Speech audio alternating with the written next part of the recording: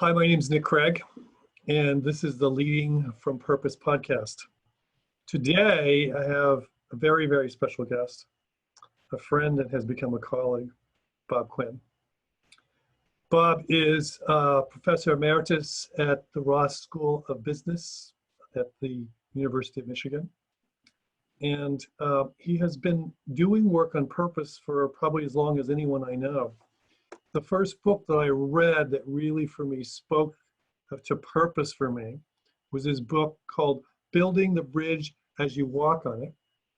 And as much as the book has been out for a while, I still think as I've looked through it, it is still, there's everything in this book is even more poignantly important as an insight than it was when it was written. And we're going to be talking a little bit about this book.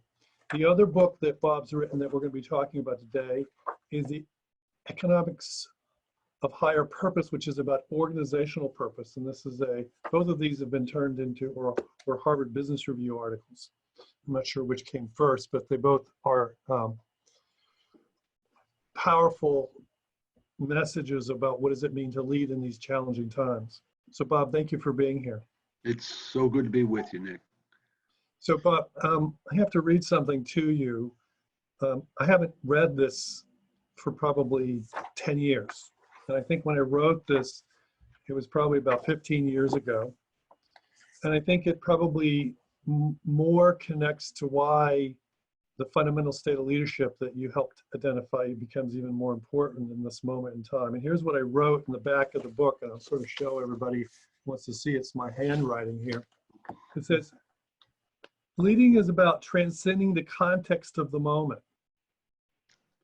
All transformation is about our ability to expand and contract and transform.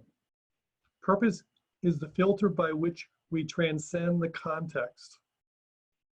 How we step out of our story, the story that has us. How we become the story writer. What lens do we see our story from? Who is exceptional in that same context? So anyway, I think with that, these words came out of my insights from reading your book. Those are beautiful thoughts, my friend. Well, I'm sort of kind of impressed. I'm like, did I actually write these? But in some sense, Bob, I want to, for those of us listening, we would love you to give us an insight or understanding of this core concept of the fundamental state of leadership, and how do you see that, and especially in these challenging times, from your perspective? Well, in the passage that you wrote, the phrase that just jumps out at me is that there's a story that has us, and it is possible to stop being possessed by our story and start to write our story. And I believe that that's a key moment in human development, in a lifetime when someone finally stops being owned by their story and they begin to write their own story.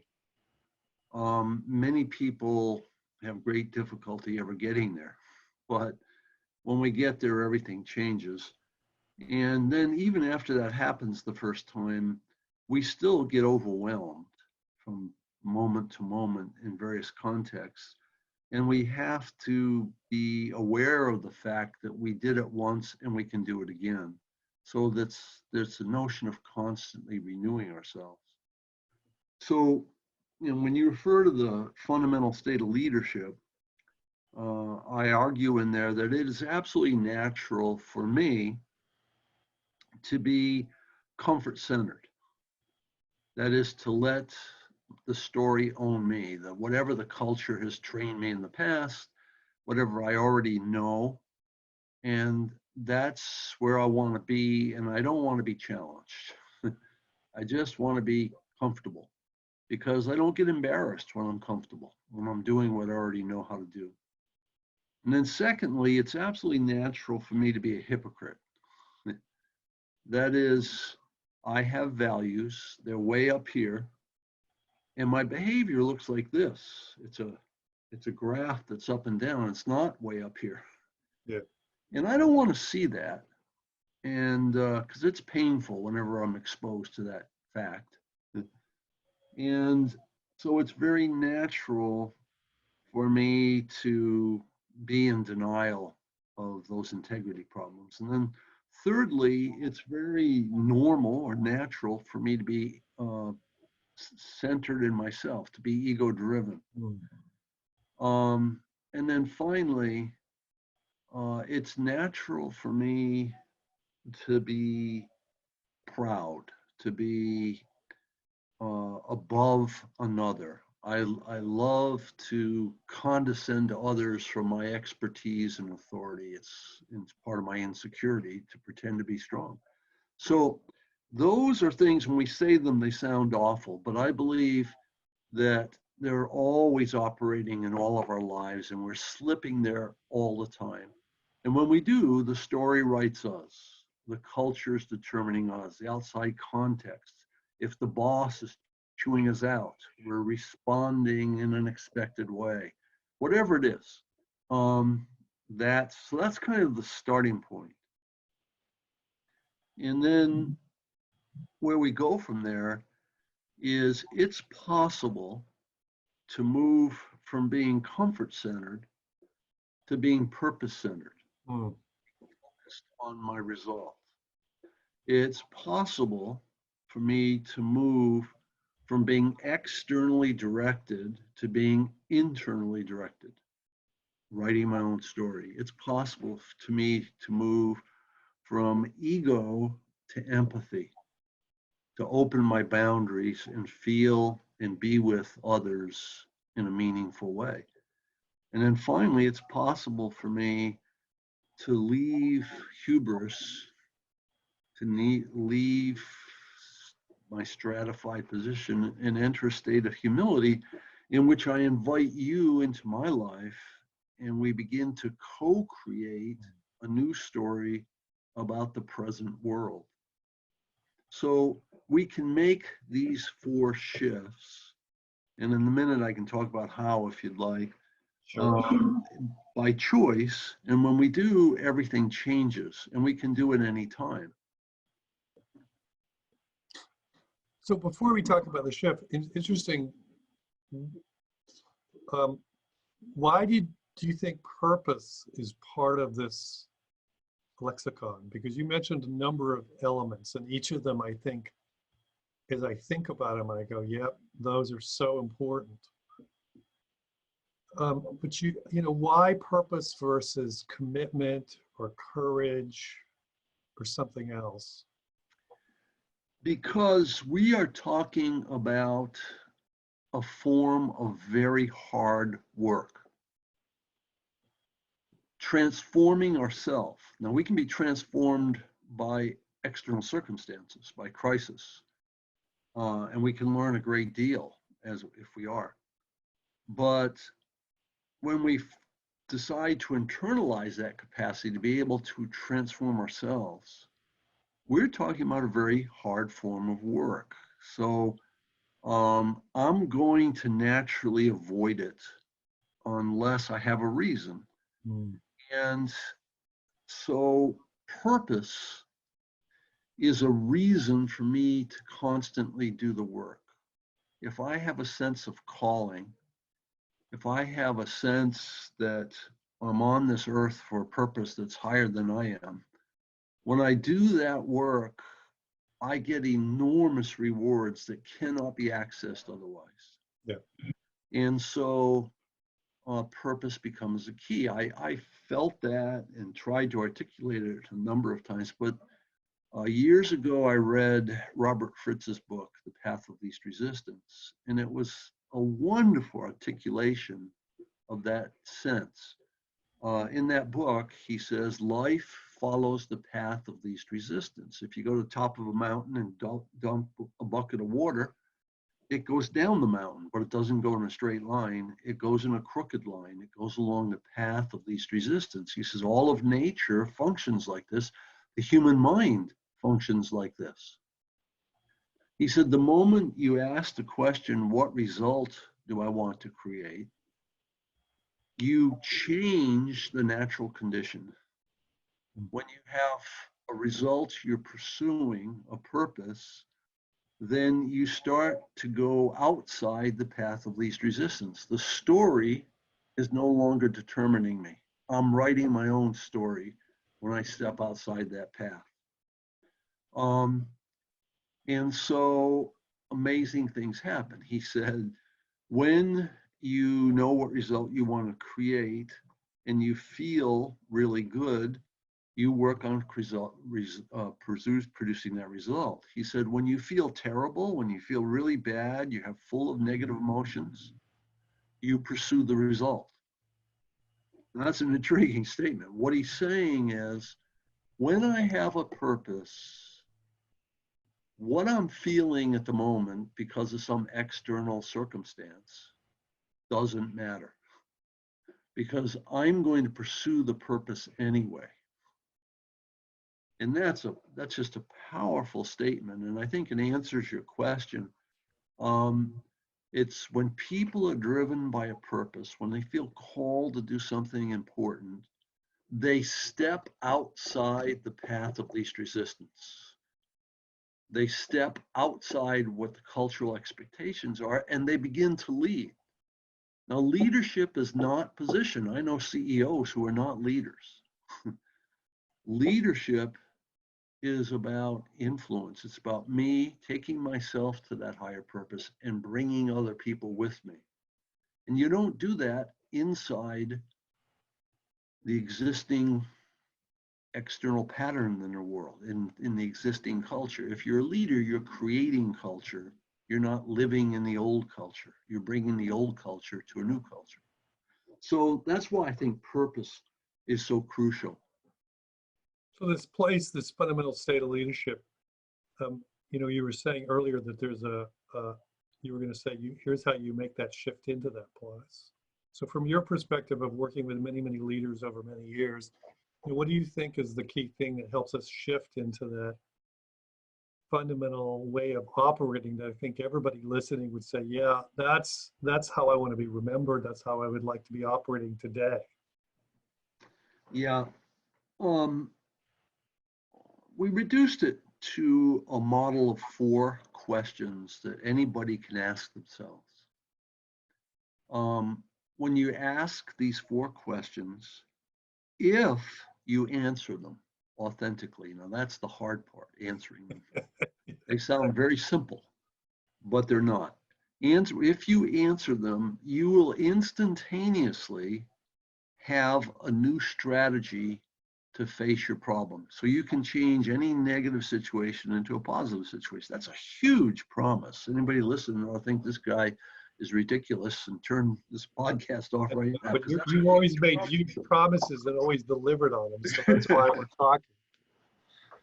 So the 4 questions are, number 1, what result do I want to create? That's Robert Fritz's question, right? Yep. And the moment I answer it, I'm now proactive. I'm no longer reactive. The second question is, am I internally directed? It's a check on the first question, whether or not you got it right. That is, does my stated result reflect my deepest values? Do I have integrity? Am I living my values when I pursue this result? So you're talking about intrinsic motivations versus extrinsic motivations? Exactly, exactly.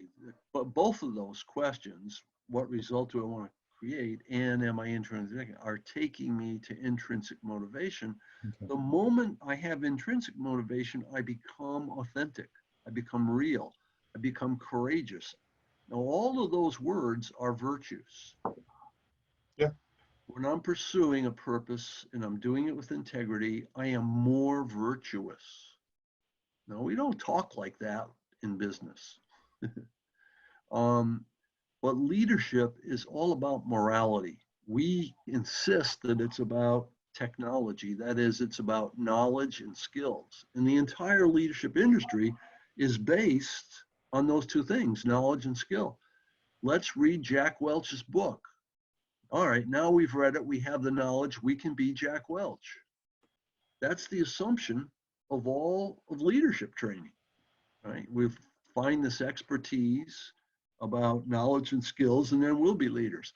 It is simply blind. It misses the major and most important point. Leadership is a moral state. It's about who I am and who you are, what state we're in. And the knowledge and skill is very useful.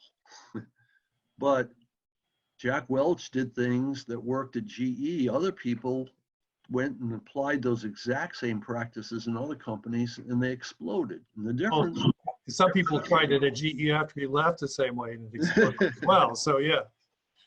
Yeah. So the point, it's a point that Otto Schromer makes very beautifully. He says, it's all about our interior condition. The success of a change is a function of the interior condition of the change agent. And so it's about virtue. And so it's intrinsic motivation. The third question is, am I other focused? That is, do I understand the deepest needs and interests of the other people who are involved? Am I empathetic? Mm. That's just a huge question that in business we just don't ever consider.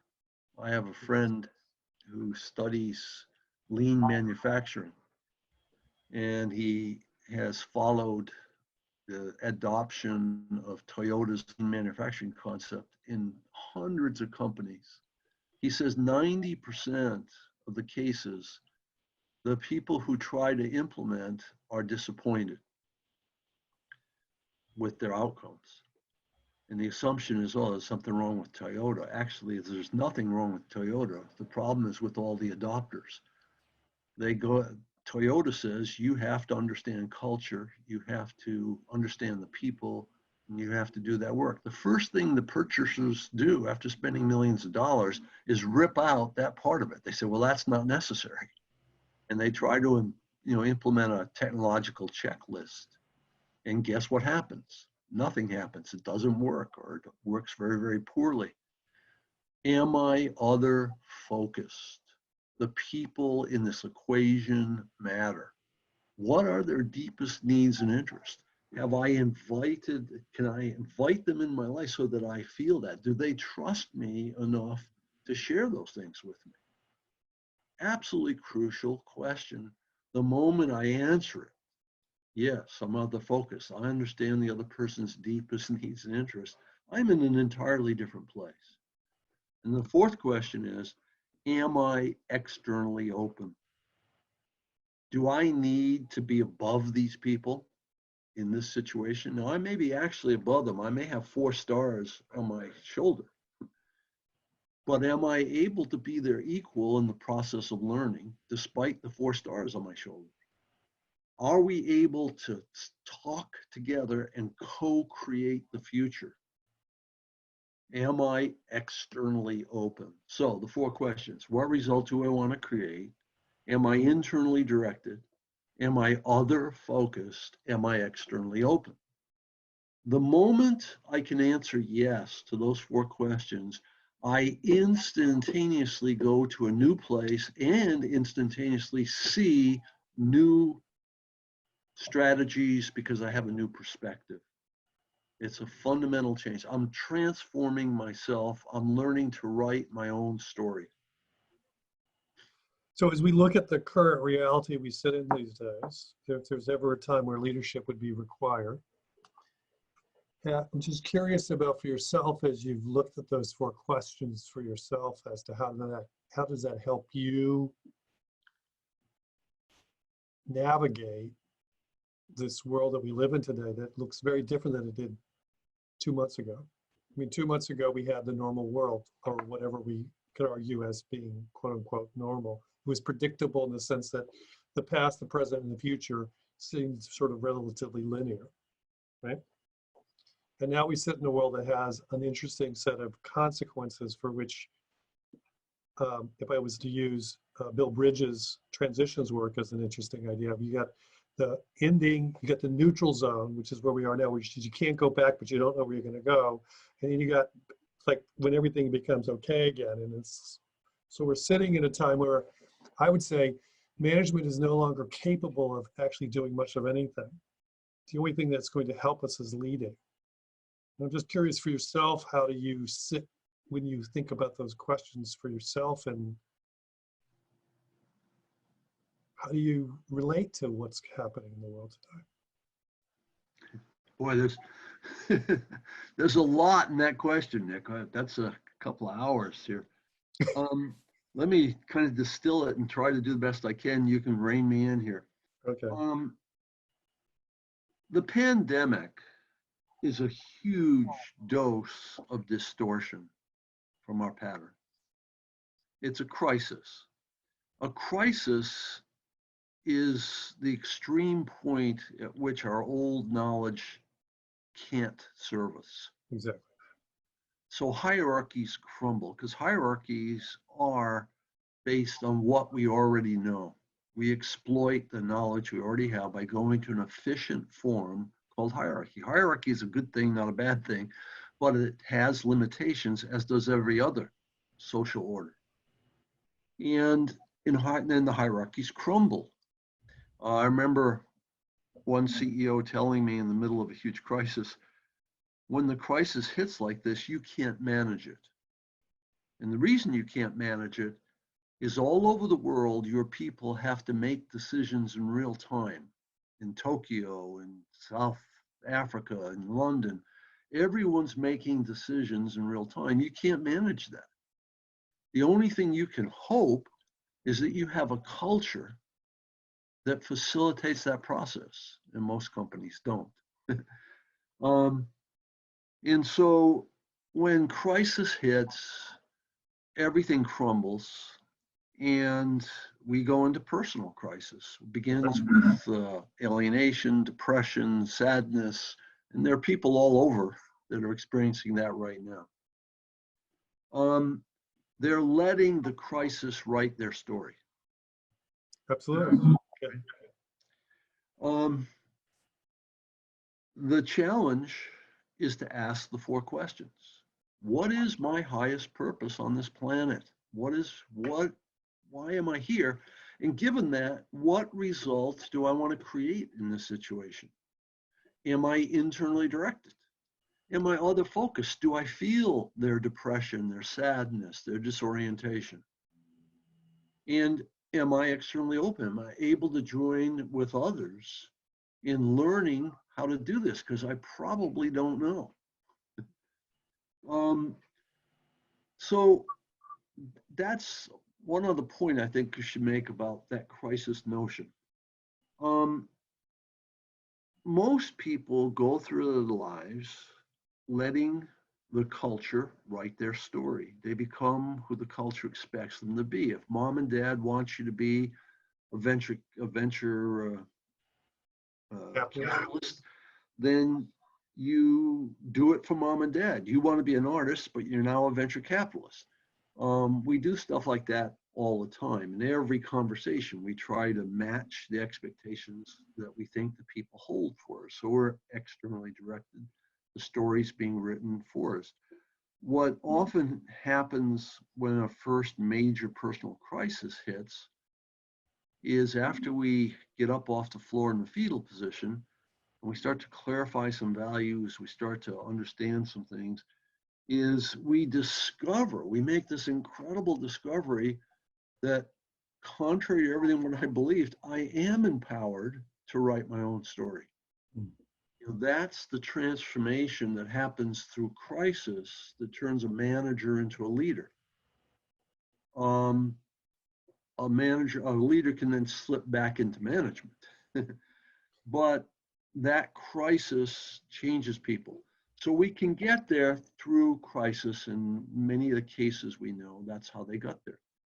I mean, I think in some ways, Bob, I think what's interesting about this time, and I think about crisis, is that it, in some ways, gives us an excuse because the old story no longer works. Because as long as the old story is working, why would we want to rewrite it? Because the truth is that we're afraid that if we try to rewrite it, we might really break it, and then all hell will break loose. But if all hell is breaking loose anyway, then I think that one of the gifts of this time, which is kind of feels counterintuitive, is that we really have no option but to rewrite the story, because the old story isn't working at all. So I think that the gift of this time, for those of us who can see it from that place, is to realize that we have been given a blank page of paper for the first time, and that all the things that haven't worked, that we didn't like, that have gone away, maybe a lot of the good things have as well, but it is an opportunity that we rarely get to rewrite things. That is so incredibly true.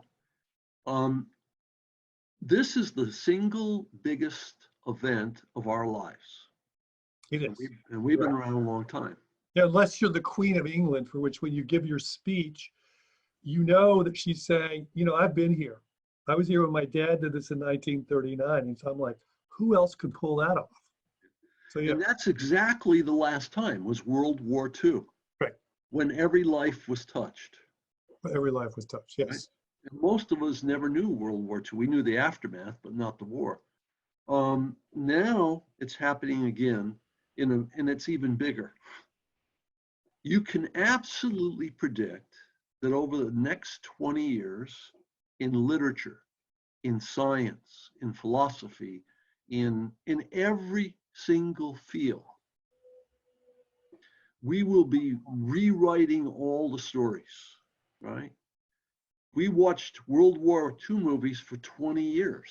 Well, I think we're still watching them. They're now watching them, but they're now in color on Netflix, and I was watching them going, oh, these are really cool. And I'm like, I don't remember that part of the story. And I'm like, you know, I watched all those old movies, and now, but you know, the color just made it kind of easier. Yeah. So I mean, we're rewrite. I mean, especially now that you have all this time, you get to rewrite all the old stories over and over again, right?